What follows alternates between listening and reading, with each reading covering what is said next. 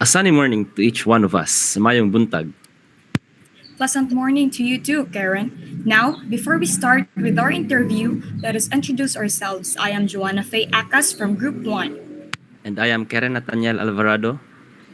We will be We the will be the host host for for today's today's interview. interview. Let us start by welcoming our interviewee for today, Miss Alea Rodriguez. Can you please introduce yourself, Miss? Hello, I'm Alia Vice Rodriguez. I'm fresh graduate of Bachelor of Science in Medical Technology. All right. Thank you so much for taking the time to have this interview with us today, Miss Alia. Let us not waste our time and get right into the interview. For the first question, we'd like to start by asking you to describe your leadership style.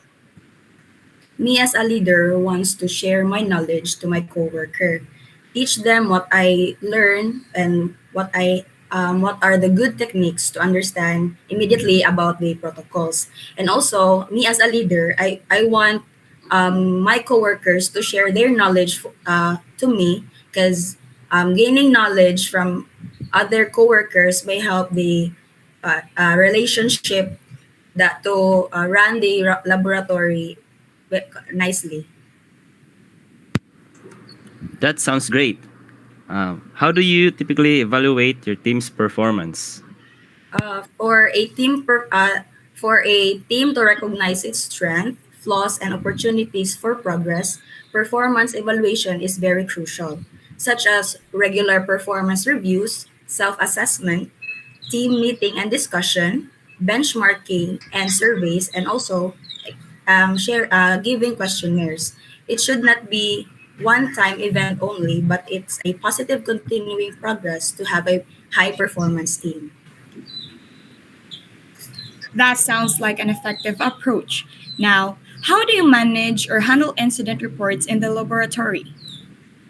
In handling an incident report, we have first to do immediate response like prioritize safety. For example, ensure the safety of the personnel by evacuating the area or taking necessary precautions. Also, provide first aid kit sa mga injured na mga personnel. And then make a report in the incident, investigate, identify the cause of incident, implement immediate corrective actions like addressing any immediate hazards or risk identified during the investigation. Then inform the affected parties, documentations, and record keeping, review and update safety protocols and ensure compliance, as well as know the laboratory. We all know that the laboratory is dangerous. When you don't take precautionary measures, so we have to be mindful at any time to prevent exposure to pathogenic specimens. It may cause health risk. Thank you for sharing that. It's clear that you prioritize safety and quality. Do you categorize yourself more as a leader or a manager, and why? I categorize myself as a democratic leader because I want to involve my members in decision making. We have to value their inputs rather, and suggestions. They can give more good recommendations that can help uh, to run the laboratory well. That's a thoughtful perspective. Moving on, what strategies do you employ to retain good employees and differentiate them from those who may not be performing as well?